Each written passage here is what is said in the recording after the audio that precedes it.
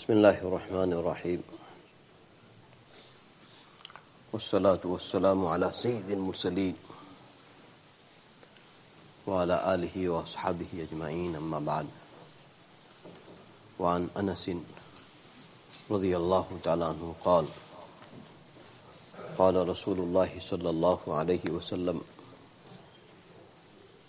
حبب إلي الطيب والنساء وجعلت قرة عيني في الصلاة رواه أحمد والنسائي وزاد ابن الجوزي بعد قوله حبب إلي من الدنيا. Anas radiallahu ta'ala anhu said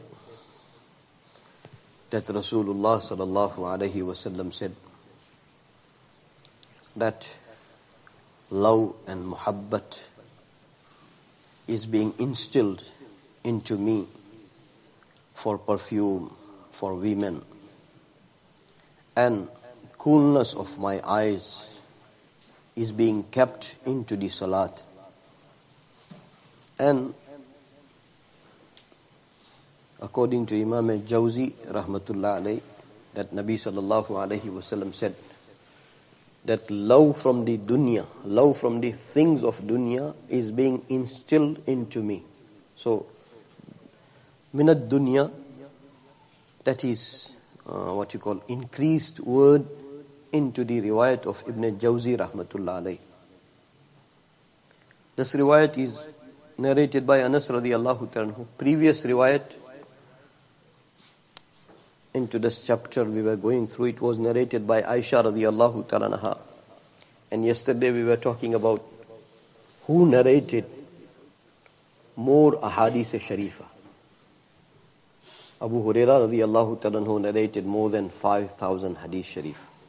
Aisha radiallahu ta'ala anha more than 2,000 hadith sharif. But Abu Huraira radiallahu ta'ala anhu used to say that Abdullah ibn Amr ibn al-As radiallahu ta'ala anhu had narrated more hadith. He has more hadith sharif than me, he used to say. And then he gives reason that Abdullah used to write and I never used to write. Abdullah ibn Amr used to write and I never used to write. Ulama concluded that he has narrated only about 700 ahadith sharif. You know, Sahifa of Abdullah ibn Amr, it is famous into the ranks of muhaddiseen that Abdullah ibn Amr radiyallahu ta'ala had booklet where he had written down every hadith sharif of Nabi sallallahu alaihi wasallam. And that's why Abu Huraira radiyallahu ta'ala said that he has more hadith sharif than me, because he used to write and I never used to write. And then ulama discusses, you know, that's what sometimes Jumu'ah it is the day of lottery. Oh Allah, give us the risk of ilm and iman and ma'rifat and muhabbat and understanding of deed. Oh Allah, give us the risk of riwayat and dirayat both. Oh Allah, give us the risk of wordings of Quran and Sunnah. And oh Allah, give us the risk of understanding of Quran and Sunnah. We're talking about two people. Abu Huraira radiallahu, Anas radiallahu ta'ala, he was khadim of Nabi sallallahu alaihi wasallam. Aisha radiallahu ta'ala, she had 10 years into the company of Nabi sallallahu alaihi wasallam. And 1/4 of the deen is being narrated by Aisha radiallahu ta'ala. But Abu Huraira radiallahu ta'ala used to say that Abdullah has more riwayat than me because he used to write.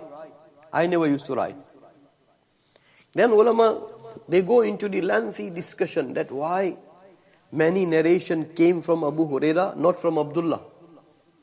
They say that because Abdullah ibn Amr ibn al-As radiyallahu ta'ala, he was based in Kufa.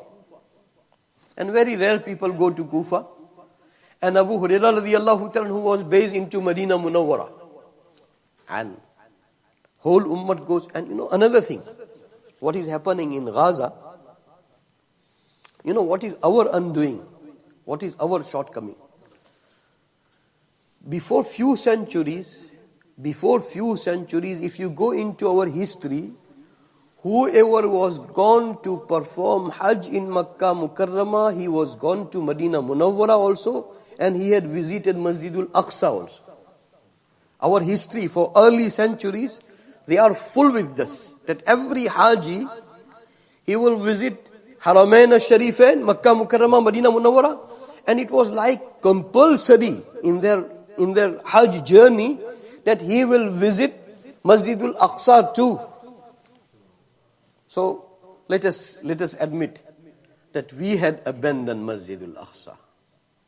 First you abandon, then enemy takes an advantage. So we are to be blamed first. Allah subhanahu wa ta'ala. So I was saying that Abu Hurairah radiyallahu ta'ala, he was based into Medina Munawwara. You remember we went through that hadith sharif, that Nabi sallallahu alaihi wasallam advised people who will be stationed into Medina Munawwara.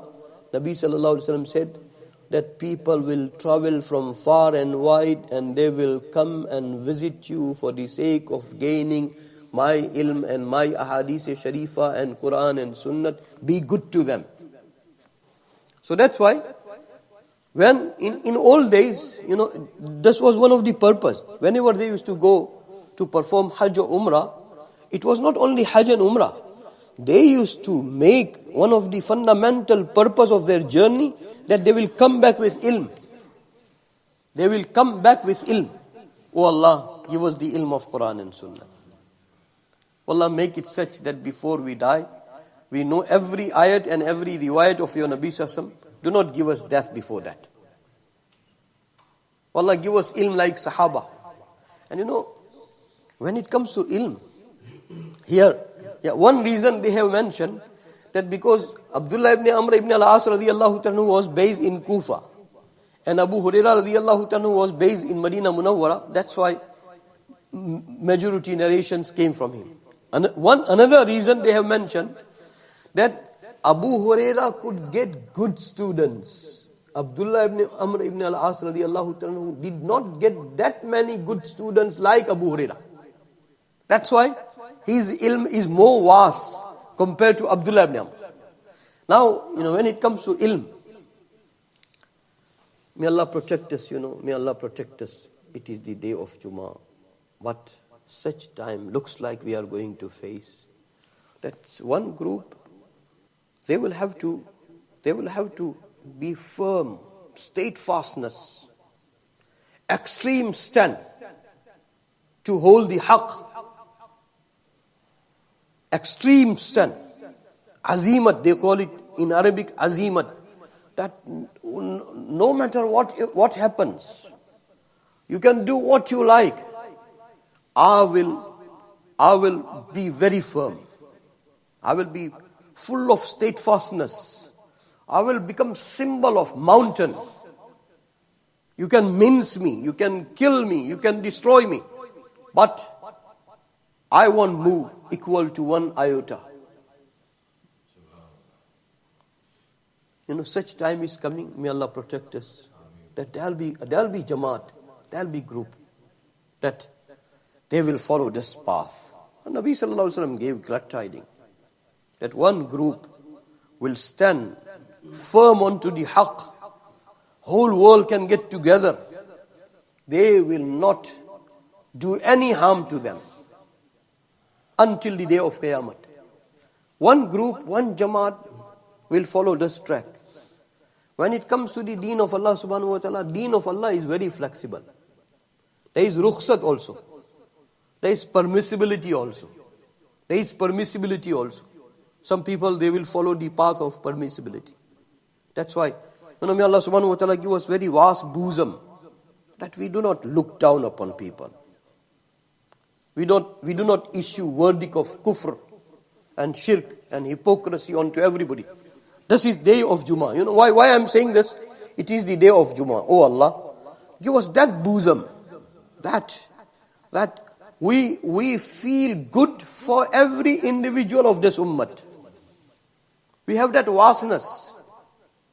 When you talk of extreme stand, then we have example. A few days ago we were talking about Abu Dharr radiyallahu ta'ala.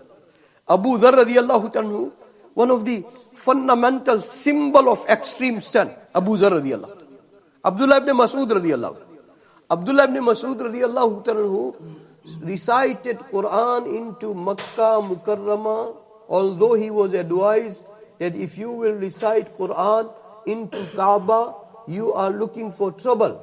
But he said, no matter what happens, he recited Quran and then he faced a lot of torture. But doesn't matter. Example, Umar radiallahu, hijrat of Umar radiallahu. That time, people were doing hijrat secretly. But Umar radiallahu, he was extreme onto the haqq. He said, I am not going to go to Medina Munawwara like everybody else. I will announce. I will go openly. Let's see what people can do against me. If they want to make their children orphan, if they want to make their wife a widow, then they can come on my path. But I will go announcingly. And that's how he migrated from Makkah. So we have very many examples of extreme stand. Usman radiallahu ta'ala did not move from Medina Munawwara in his Khilafat time. He was given option. Even he saw Rasulullah sallallahu alaihi wasallam into the dream that if you will have war against these rebels, then victory will be yours. And if you will make sabr, then you will make iftar of your fasting with us. So which path he chose? He chose this path of extreme stand. I will have sabr. I don't want to spill blood into Medina Munawwara. It is haram of my Habib sallallahu alaihi wasallam. I don't want victory. I want to make iftar with Nabi sallallahu alaihi wasallam. And we have shared about this. So I'm just saying that even into the time of Sahaba, you will find so many examples. When it comes to ulama, I'm narrating all these things. May Allah subhanahu wa ta'ala reward Sheikh Hanif Sahab Damat Barakatuhum, who is one of the muhaddis of our time. All these things he had discussed. From him I am narrating. When it comes to ulama, there was a time that it was a big issue. That what do you believe about Quran? Is Quran creation or not creation? Big issue.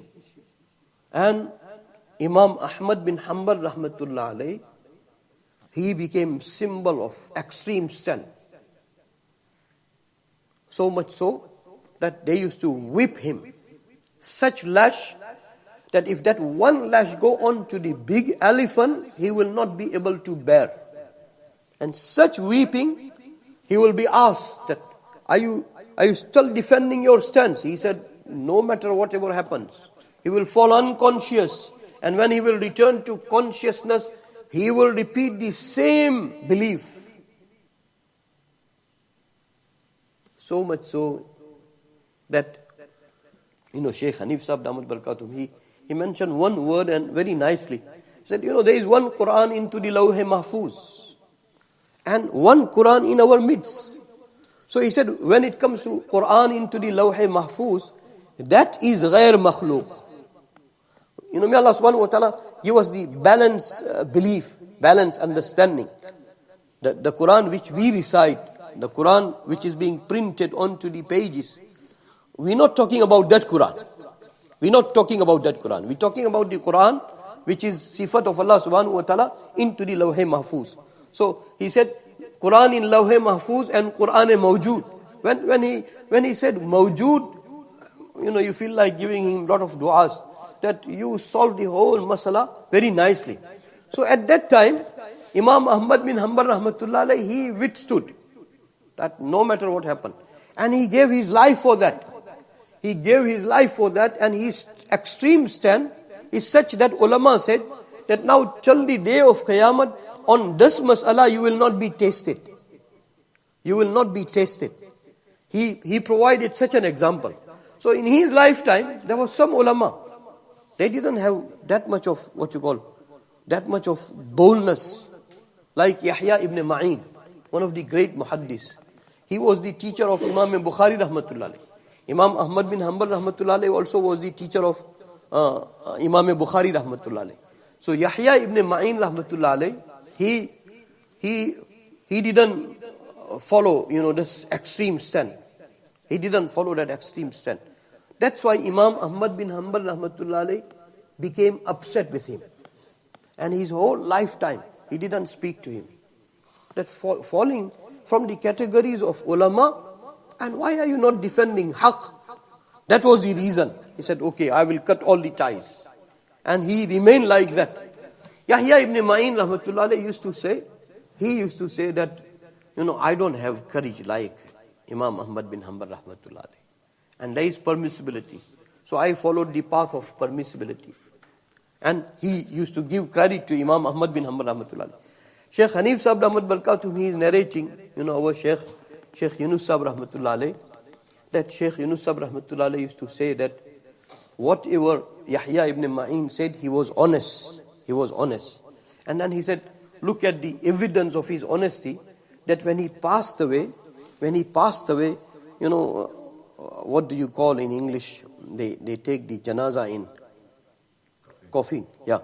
The bedding on which they used to take the coffin. Same, like same bedding on which they took the body Mubarak of Nabi sallallahu alaihi wasallam. Yahya ibn Ma'in's body rahmatullah alayhi was taken onto the same. Shaykh Yunus Sahib rahmatullah alayhi said that he was honest because Allah subhanahu wa ta'ala gave him such an honor that same bedding on which Nabi sallallahu alaihi wasallam was taken into his grave Mubarak, same was utilized for Yahya ibn Ma'in. And another thing he said, Shaykh Yunus Sahib rahmatullah alayhi, that people who are sleeping into Baqi'ul Gharqad, people who are sleeping into the Baqi'ul Gharqad, they are sleeping like towards the feet Mubarak of Nabi sallallahu alaihi wasallam. Feet Mubarak of Nabi sallallahu alaihi wasallam. So Shaykh rahmatullah alayhi used to derive message that if you will be onto the footsteps of Nabi sallallahu alaihi wasallam, then tomorrow you will be honored by the feet Mubarak of Nabi sallallahu alaihi wasallam. May Allah subhanahu wa ta'ala, may Allah subhanahu wa ta'ala protect us. But looks like such time is coming that some people will have to withstand haqq, extreme stand. And some people who will follow the path of permissibility, for them, you must have an excuse like Shaykh Yunus Sahib rahmatullah alayhi said, that Yahya ibn Ma'in rahmatullah alayhi slept onto the same bed on which Nabi sallallahu alayhi wasallam slept. This honor, it's a suggestion that he followed the path of permissibility and he can be excused. May Allah subhanahu wa ta'ala give us tawfiq that we excuse people. We shouldn't become Allah, na'uzubillah. We shouldn't become judge. May Allah subhanahu wa ta'ala give us tawfiq. And may Allah free Masjidul Aqsa. Bismillahir Rahmanir Rahim. Ya awwal al-awwali, ya akhir al-akhiri, ya rahim al-masaki, ya dhal quwwati al-matin, ya dhal manni fala yumannu alayk, ya dhal tawul, ya dhal jalali wal ikram. La ilaha illa ant, zuhra al-laji'in, wa jara al-mustajirin, wa ma'man al-khaifin, ya ma'man al-khaifin. إن كنت كتبتنا عندك في الكتاب أشقياء فامحو عنا اسم الشقاء وإن كنت كتبتنا عندك في الكتاب مقطرا علينا أرزاقنا فامحو تقطير رزقنا وحرمان رزقنا واكتبنا وأثبتنا عندك سعداء ووفقنا الخير فإنك تقول في كتابك يمحو الله ما يشاء ويثبت وعنده الكتاب يا من عنده الكتاب اللهم إنا نسألك فعل الخيرات وترك المنكرات وحب المساكين وأن تغفر لنا وترحمنا فإذا أردت بقوم فتنة فتوفنا غير مفتونين غير خزايا ولا ندامة ولا مفتونين اللهم ارزقنا حبك وحب من يحبك وحب عمل يقربنا إلى حبك اللهم إنا نسألك رضاك والجنة ونعوذ بك من سخطك وغضبك وعقابك والنار اللهم متعنا بأسماعنا وأبصارنا وقواتنا أبدا ما أبقيتنا اللهم اجعله الوارث منا واجعل ثأرنا على من ظلمنا وانصرنا على من عادانا ولا تسلط علينا من لا يرحمنا ولا يخافك فينا اللهم اجعلنا من الذين هودوا إلى الطيب من القول وهدوا إلى صراط الحميد اللهم علمنا الكتاب والتأويل اللهم فقهنا في الدين اللهم اجعلنا من التوابين واجعلنا من المتطهرين المتطهرين واجعلنا من عبادك المخلصين المخلصين واجعلنا من الذين لا خوف عليهم ولا هم يحزنون. اللهم واقية كواقية الوليد. اللهم حرر المسجد الأقصى.